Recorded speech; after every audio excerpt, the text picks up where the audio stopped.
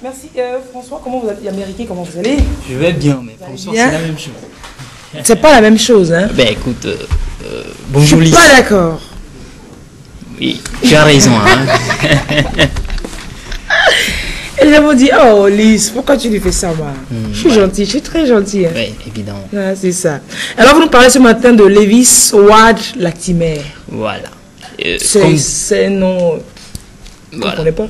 Oui, beaucoup ne le connaissent pas. Mais il a créé, il a fait des inventions qui nous sont très utiles aujourd'hui. Oui, c'est un homme de talent. Un homme de talent. Un homme de talent. Un homme pétri de talent. Et inventeur afro-américain. Entre autres inventeurs, vous nous dites de la lampe à incandescence avec filament en carbone. De la lampe à incandescence. Voilà. On connaît... Je pensais que c'était Edison qui a créé l'ampoule. Voilà, c'est la grande question. Edison, c'est le grand.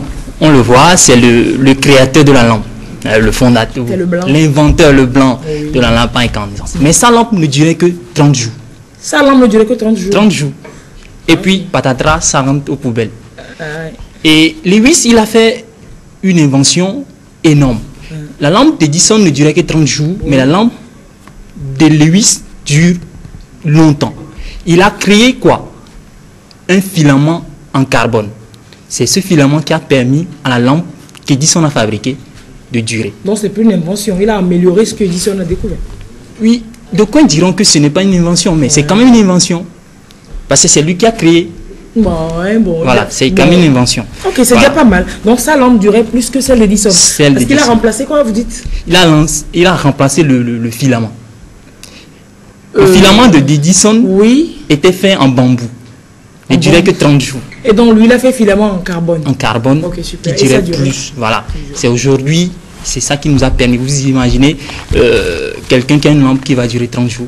Il y en a. Voilà. Il y a des lampes bizarres. Alors, parlez-nous de ce fils d'esclave autodidacte, vous dites. Voilà, autodidacte. D'aucuns diront que les Noirs ont marqué le temps. Moi, je dirais que Latimer a marqué la science. Son père, Georges Latimer, c'est un esclave, un fugitif esclave, qui a travaillé avec les abolitionnistes de la traite négrière. Il a fui 6 ans auparavant et arrivé à Massachusetts, il a trouvé un groupe d'abolitionnistes qui l'ont racheté et l'ont affranchi. C'est son papa, ça? Oui, c'est son papa, Georges Latimer. Voilà. Affranchi, il donne naissance à Lewis Howard Latimer le 4 septembre 1848 à Chelsea, dans le Massachusetts. Il est né dans le Massachusetts, mais il n'a pas vécu à Chelsea, dans le Massachusetts. Il vivra à Boston. C'est à Boston qu'il va développer une technique. La technique qui est aujourd'hui appelée schéma technique. Schéma technique, c'est, vous savez, il y a les ordinateurs, il y a les machines, les appareils électroniques, mais comment est-ce que ça fonctionne? Comment est-ce que ça doit être fait sur... Comment est-ce que ça fonctionne? Le fonctionnement de ces appareils, c'est dessiné sous forme de dessin technique que les techniciens peuvent utiliser pour sa réparation et autre chose. C'est Lewis qui a développé cette science dès le début, arrivé à Boston. Et puis, à 16 ans, il rentrera dans l'armée. Comment il rentrera dans l'armée? Il n'avait pas 18 ans. Mais il est doté de talent, de sorte qu'il a, il a un peu joué sur son âge. Il a menti sur son âge. Il a dit qu'il avait 18 ans. En clair, c'est qu'il a menti sur son âge. Il a menti qu'il avait 18 ans pour rentrer dans l'armée. Il ne savait pas de service de contrôle, ce gars de l'armée là. On ne savait pas, mais... Je peux aller leur dire que j'ai 14 ans. Voilà. Voilà, il rentre dans l'armée à 18 ans, spécialement dans la Navy, où il est garçon de cabine, il fera la guerre de sécession. Et après, en 1865, il sort de l'armée. Il revient à Boston, il est autodidacte. Il va dans le milieu scientifique, il fait des recherches, il fait des enquêtes et il développe la technique du schéma, le schéma technique, voilà, et appris aujourd'hui dans les lycées aux séries F1, F2 et autres, voilà. Il mènera une vie de scientifique aussi. Alors, sa vie de scientifique, c'est une vie noble, parce que quoi? Lewis Howard Latimer a travaillé avec les grands noms de la science, avec Graham Bell, qui est l'inventeur du téléphone. Du téléphone, bien sûr. Vous imaginez que le téléphone que Graham a fabriqué, le premier assistant de Graham, lors de sa fabrication, c'était Lewis Howard Latimer. Ah oui. Graham avait l'idée, mais ne pouvait pas dessiner la chose en clair sur une feuille. C'est Latimer qui lui a dessiné. Voilà, c'est Latimer qui a dessiné le téléphone de Graham. Il a travaillé aussi avec Max Hiram, l'inventeur de la mitrailleuse aujourd'hui. Bon, oui, lui, voilà, on peut bien l'enterrer. Hein. Voilà, et voilà. Il a travaillé avec Latimer et Hiram. Monsieur Mitraillette. Voilà, Monsieur Mitraillette, Hiram. C'est lui aussi qui a dessiné avec Hiram. Maintenant, là où il a vraiment marqué son temps, c'est chez Thomas Edison Company. Le grand Thomas Edison. Il était chez Edison. Voilà, qui le recrute après. Il le recrute, mais bien avant d'arriver chez Thomas Edison, il était en 1865 chez Crosby et Gould. C'est quoi Crosby et Gould? Crosby et Gould, c'est une grosse compagnie américaine de brevets. Vous savez, en ce temps-là, il y avait beaucoup d'inventions. Les gens inventaient telle personne, la mitrailleuse, tel autre, le téléphone, voilà, plein d'inventions. Mais il fallait breveter ces inventions. Il fallait savoir à qui appartient l'invention. Alors, pour aller breveter l'invention, il fallait avoir le schéma technique de l'invention. Ok, pour pouvoir avoir le brevet. Pour avoir le brevet. Ah ben voilà, le garçon, il a du boulot. Voilà, c'est le garçon, il a du boulot. Il est chez Gould et il aide à fabriquer, à faire le brevet schéma de plusieurs inventions, de plusieurs scientifiques en ces temps-là. Et qu'il Gould, il revient chez Thomas Edison. Il travaille avec Thomas Edison. Figurez-vous qu'il était le seul noir parmi l'équipe de Thomas Edison. Or, lui, il était autodidacte. Il n'avait pas fait d'université prestigieuse, études, rien.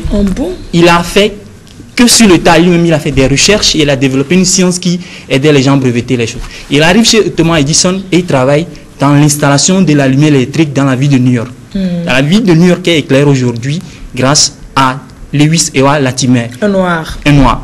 Ensuite, il quitte Latimer, Edison.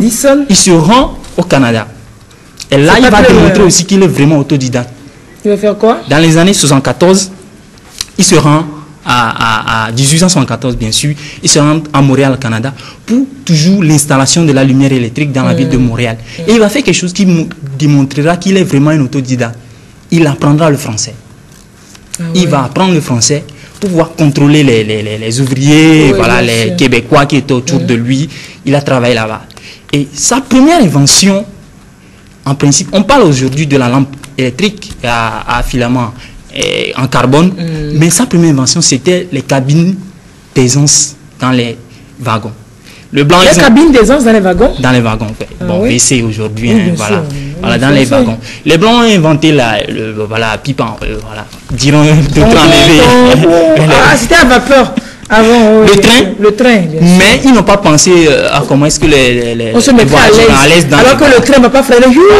Voilà, en 1865 ou 1874, bien sûr, il eut le brevet pour cette première invention. Donc c'est lui qui a fabriqué une idée des cabines d'aisance dans les wagons. Dans les wagons. Les WC dans les wagons. Le Latimer, là. C'est lui. En 1881, il fait le brevet de sa lampe. En 1982, il monte la procédure pour la fabrication de la lampe, du carbone, c'est-à-dire le filament en carbone. Le filament en carbone. Voilà, il montrera le procédé, comment est-ce qu'il faut arriver à le faire, tout ça là. Alors, il partira ensuite à Londres. Il partira en Londres. Mais il n'est jamais venu au Togo, le garçon.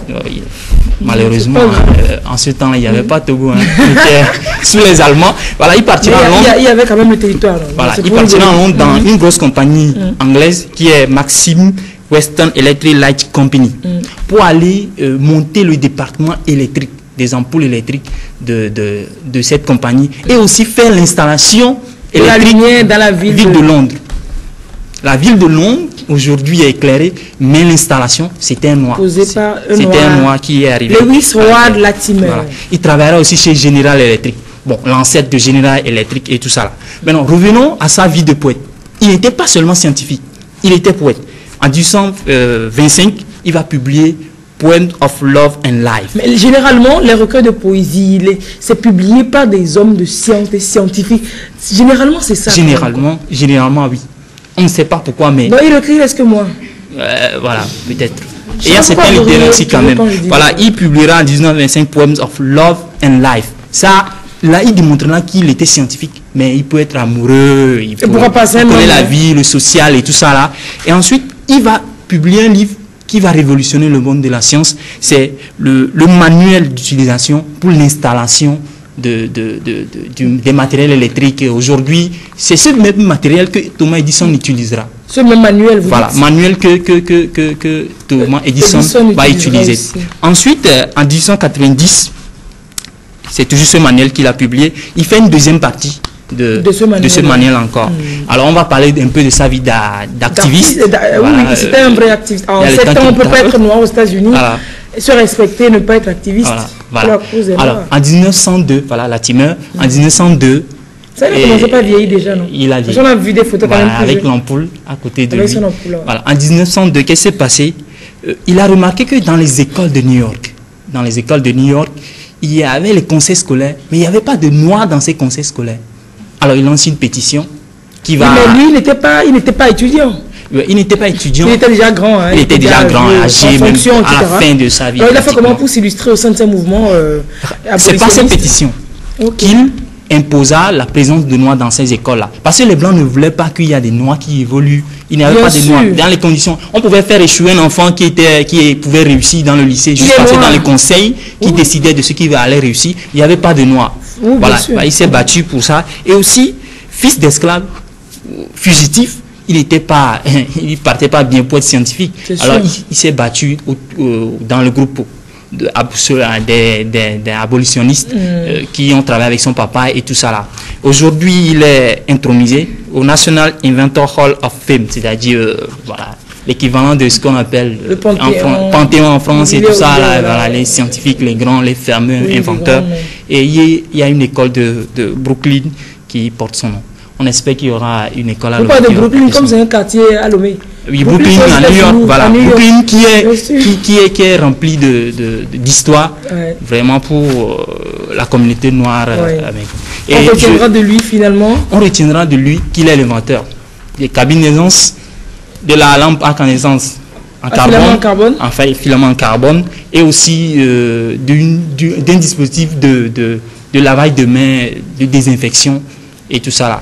Et n'oubliez pas une chose, je me perds un peu dans mes papiers. Dans vos papiers, on est presque à la fin.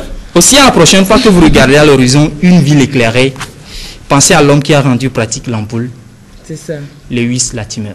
Un noir. Un noir. Merci. Quand je vous dis que les noirs, bon, il y a des choses aussi bien sur eux qu'on peut dire. Merci François. Merci Lise. C'était super bien. La photo là.